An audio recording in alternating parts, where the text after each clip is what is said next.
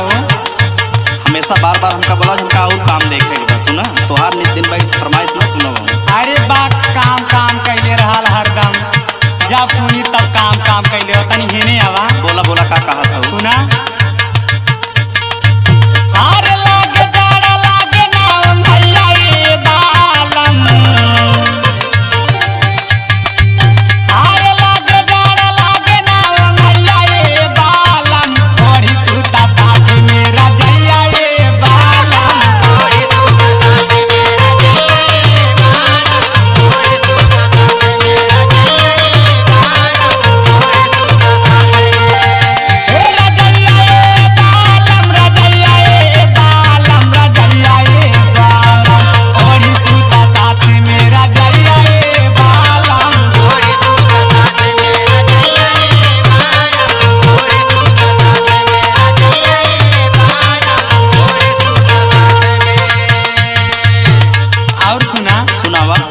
अरे 12वीं महीना बीतल बीतल बरसात हो, बीतल बरसात हो, बीतल बरसात हो, बीतल बरसात हो, बीतल बरसात हो, छोड़ी परदेसवा आई गइला साथ हो, आई गइला साथ हो, आई गइला साथ हो, आई गइला साथ हो, आई गइला साथ हो। सुनत हो इतना दिल ले रहला परदेस में, हाँ लेकिन हमार मन ना मानत रहा। हम बोला रहली कहके हाँ हाँ बिल्कुल। और सुनावा। अरे 12वीं महीना बीतल बीतल बरसात हो, छोड़ी परदेसवा आई गइला साथ हो, अरे सेजिया पे बाजा बजैहा ये बालम,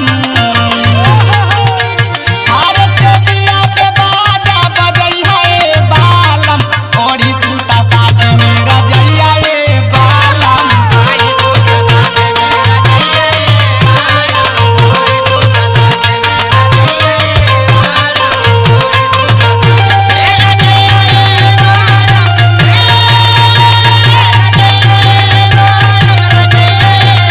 ओढ़ी सूता साथ मेरा जैया ये बालम,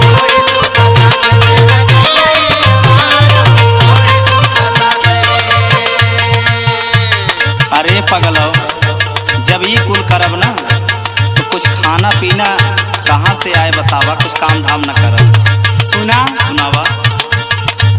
हर जेठा जेठानी हरदम सूतेल साथे, सूतेल साथे हो, सूतेल साथे, सूतेल साथे हो, सूतेल साथे। सुनत हवा ना? सुनत है उनकी कि ना हम मेहर मऊ नहीं है, हम खटाई वाला इंसान है। बस ठंडी में रोवा हमर फोर फोर कापे, फोर फोर कापे हो, फोर फोर कापे, फोर फोर कापे हो, फोर फोर कापे। जेठा जेठानी हरदम सूतेल साथे, ठंडी में रोवा हमर फोर फोर कापे, सिकुड़ावे हवा से बतैया ये बालम, सिकुड़ावे हवा से बतैया ये बालम, ओढ़ी सूता साथ मेरा जैया ये बालम, ओढ़ी सूता साथ मेरा जैया ये बालम, ओढ़ी सूता साथ मेरा जैया ये बालम, ओढ़ी सूता साथ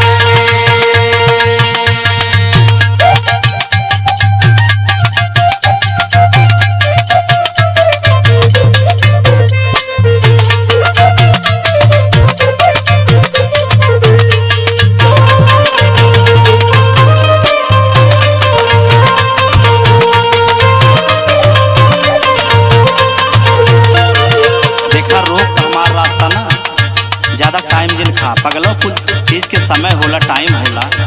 और हम जो तोहार भावना है हाँ छोटका हाँ हाँ मल्ले बापू इज्जत पानी में डुबा दे बा हो। बोला बोला बोला। सुना बिक्की देवरवा करला मजाक हो, करला मजाक हो, करला मजाक हो, करला मजाक हो, करला मजाक हो, काहेला जाड़ा में सूता हमारा साथ हो, सूता हमारा साथ हो, सूता हमारा साथ हो, सूता हमारा साथ हो, सूता हमारा साथ हो। अरे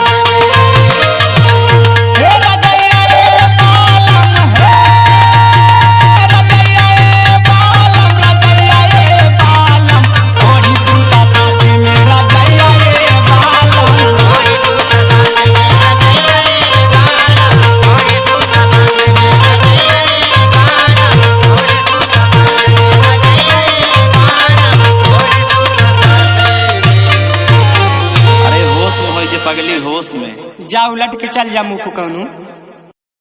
हेलो एवरीवन, वेलकम टू माय यूट्यूब चैनल। आप सभी को हमारे यूट्यूब चैनल में स्वागत है। तो गाइज, ये हैं शिवानी राव। क्या नाम है? शिवानी राव। हाँ। ये हैं शिवानी राव जो कि हमारे साथ में काम करती हैं और इनका एक चैनल है शिवानी राव ऑफिशियल नाम से। तो भाई लोग जाकर ज़्यादा से ज़्यादा इस शिवानी राव को सपोर्ट करें एंड सब्सक्राइब करना ना भूलें। और मिलते हैं नेक्स्ट वीडियो की तरफ। आज के लिए bye bye, love you, thank you so मच।